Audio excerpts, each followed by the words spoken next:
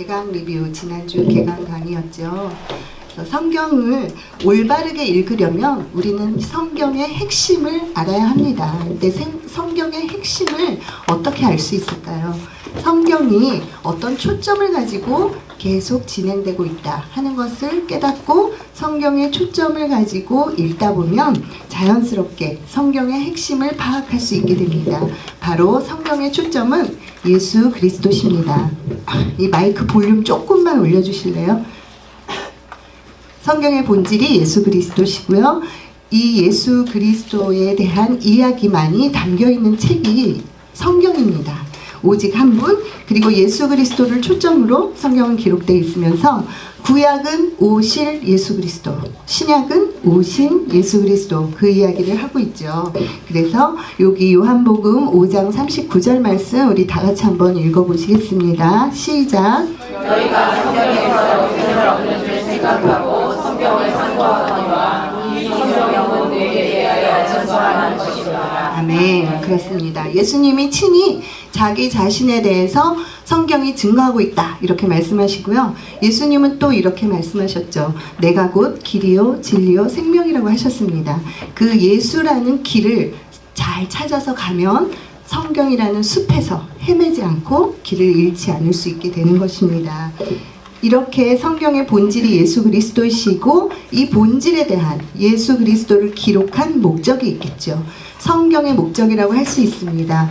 이 성경의 목적은 바로 우리에게 예수 그리스도의 생명을 주시려는 하나님의 계획입니다. 그래서 예수 그리스도의 생명을 얻고 그 생명으로 살아내게 하기 위해서 우리에게 성경을 주시고 읽게 하시는데 우리가 왜 성경을 읽어야 할까? 우리가 읽고자 하는 여러 가지 목적이 있었지만 하나님이 우리에게 성경을 읽히려는 목적은 다름이 아니고 예수 그리스도의 생명을 얻게 하려는 것입니다.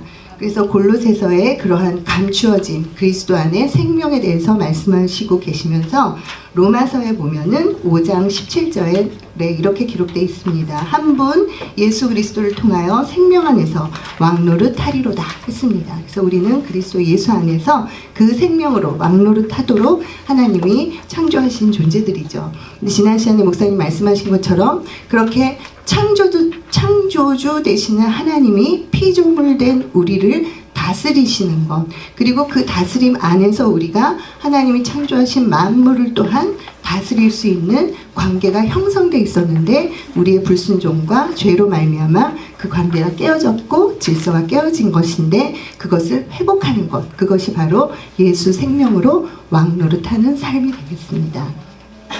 네, 성경은 어떻게 기록이 됐나요? 디모데후서 3장 16절에 의하면 성령의 감동하심으로 기록이 됐다 이렇게 기록이 됐고요. 또 베드로후서 1장 21절에 의하면 사람의 뜻이 아니요 오직 성령의 감동하심을 받은 사람들이 하나님께 받아 말한 것이다 이렇게 말하고 있습니다. 이 뜻은 무엇이냐면 성령의 감동으로 기록되었고 하나님의 마음을 받아 기록됐다. 이 얘기는 우리가 성경을 어떻게 읽어야 하나 이거에 대한 대답과 동일합니다. 우리는 성령의 감동하심으로 성경을 읽어야 하고요.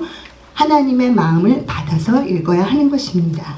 그렇기 때문에 성경을 구속사로 읽어야 합니다. 구속사가 무엇입니까? 예수 그리스도가 우리를 구원한 스토리입니다.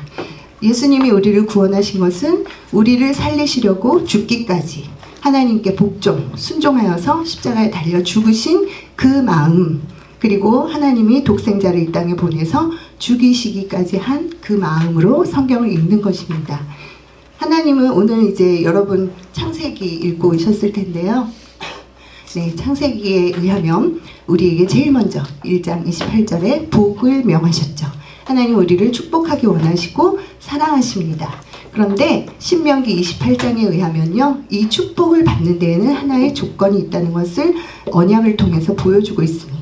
바로 순종을 하여야 한다는 것을 보여주고 있죠. 그래서 순종을 통해서 축복이 흘러간다.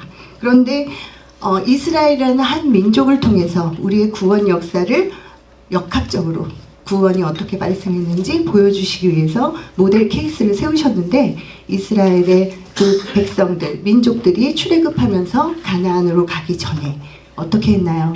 시내산에서 축복에 대한 언약을 받고도 순종을 잘했나요?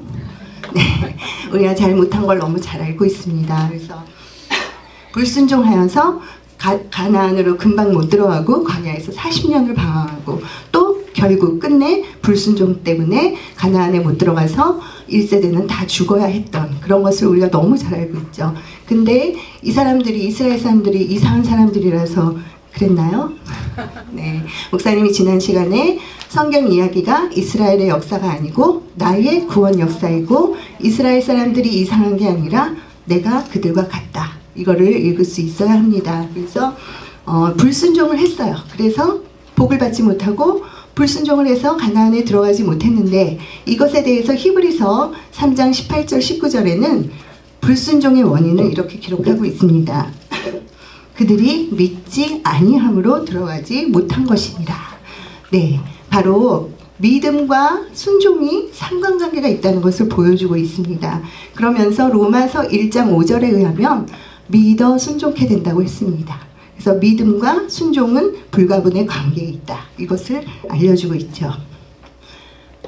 이들이 믿음이 없었다는 게 너무나 이해가 안 가지 않습니까? 그들은 정말 기적을 경험했고요. 그러니까 말하자면 체험신앙이 너무 많았고 하나님에 대한 지식도 우리보다는 훨씬 많았을 것입니다. 그런데도 그들은 믿음이 없었다고 히브리서가 기록하고 있죠. 이 믿음은 과연 무엇입니까? 네, 히브리서 12장 2절에 의하면 믿음은 어떤 주인이 있다 했습니다. 믿음의 주요 온전케 하시는 이인 예수를 바라보자 했습니다. 여기서 말하는 주인은 창시자를 의미합니다. 믿음을 만들어내신 분, 믿음의 원천, 믿음의 근본, 그것이 바로 예수 그리스도라고 히브리서에서 말하고 있어요. 그렇다면 그 예수를 얻는 것, 그것이 믿음인데 믿음은 어떻게 발생이 되느냐 하면 바로 로마서 10장 17절에 믿음은 들음에서 난다. 그리고 그 들음은 그리스도의 말씀이니라 했습니다. 여기서 말하는 그리스도의 말씀이 곧 복음이 되는 것이죠. 그리고 복음이 곧 구속사입니다. 그래서 구속사로 성경을 읽는다는 것은 여기 큰 제목이 있죠.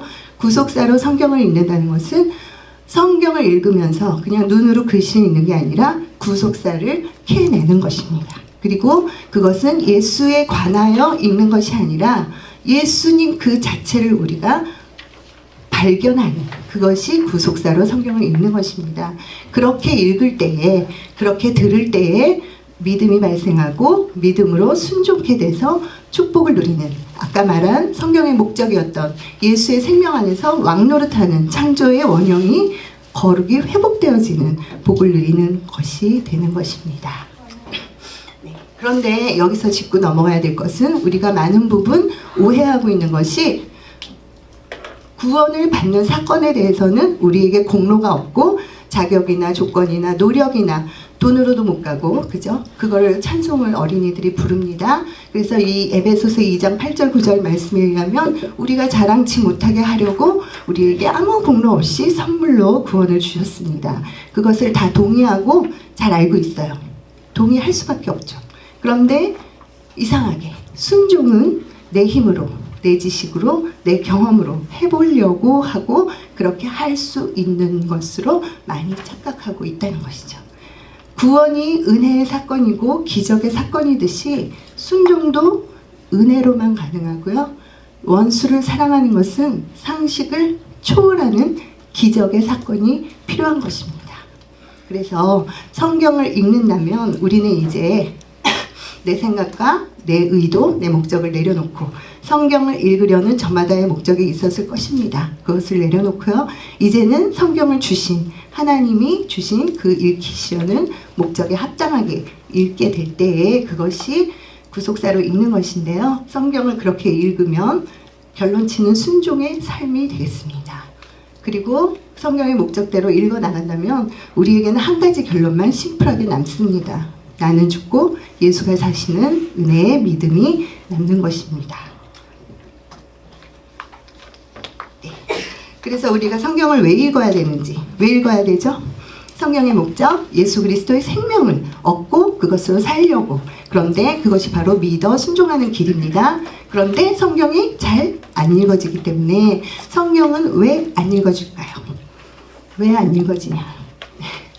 성경 읽기는 그냥 단순히 우리가 전문적인 서적을 읽는 것과 달리 영적인 싸움이기 때문입니다. 그래서 어둠의 영들이 엄청난 방해를 하죠. 외부에도 적이 있고요, 내 안에도 적이 있습니다. 예전 초대교회의 에베소 교회의 기본 사역으로 들어갔네요. 네. 사도 바울이 디모데에게 목회 서신을 보내면서 디모데전서 4장 13절에 공적인 성경 읽기와 설교하기와 가르치기에 전념하라 이렇게 권면하고 있습니다. 초대교회에 있었던 이 중점적인 사역 3가지 중에 현대교회에는 설교하기와 가르치기는 잘 남아 있습니다. 그런데 이상하게도 성경 읽기가 가장 단순하고 쉬운 것인데 사라지고 없다는 것이, 아마도 우리가 이렇게 하나님의 목적대로 지식에 접근하지 아니하고 가감없이 말씀을 마치 먹듯이, 통째로 먹듯이 그렇게 성경을 읽어 나갈 때 우리에게 발생할 믿음, 그것을 두려워하는 원수 마귀가 방해하고 있는 것이죠. 그래서 사실 영적 전쟁이기 때문에 여러분이 10시에 우리 9시에 연합 기도하실 때 반드시 기도하시기를 바랍니다. 네. 그리고 지난 시간에 목사님이 복음이 필요하다, 우리에게는. 그런데 예수를 안 믿는 사람은 복음이 필요하죠, 당연히. 왜요? 구원받기 위해서. 그래서 복음으로 말미암아 그들은 예수를 믿는 기회를 얻게 됩니다. 근데 예수를 이미 믿은, 구원받은 자는 복음이 필요합니까? 네. 끄떡해 주셨는데요. 맞습니다. 그 유명한 로마서는 로마 교회, 이미 예수를 믿은 교인들에게 사도 바울이 전한 복음서이죠. 바로 예수 믿는 우리가 복음을 가지면 예수로 살 기회를 얻게 되는 것입니다. 순종의 삶을 사는 원동력을 얻게 되는 것이죠. 그래서 우리가 이제 예통 13기에 오셨고 앞으로 16주 성경을 읽으시고 또 강의에 참석하실 때에 예수로 살 기회를 얻으시고 순종할 기회를 잡으시고, 그래서 복음의 능력이 삶에 풀어지는 저와 여러분 되시기를 바랍니다. 아멘. 네, 지난주에 목사님께서 주제 말씀 너무너무 은혜롭게 풀어주셨는데요. 한번 다 같이 큰 소리로 선포하면서 읽어보겠습니다. 시작. 하나님의 약속을 얼마든지 그리스도 안에서 예하되니 그런즉 그로 말미암아 우리가 함께하여 하나님께 영광을 돌리게 되리라. 아멘. 그렇습니다. 그래서 아멘은 주도권이 어디에 있다? 나한테? 아니죠. 내가 하는 것 같지만 그리스도 안에서 아멘 되어지면 주도권은 하나님께 있고 예수가 그 아멘을 책임지신다, 이렇게 말씀하셨습니다. 정말 소망이 됩니다.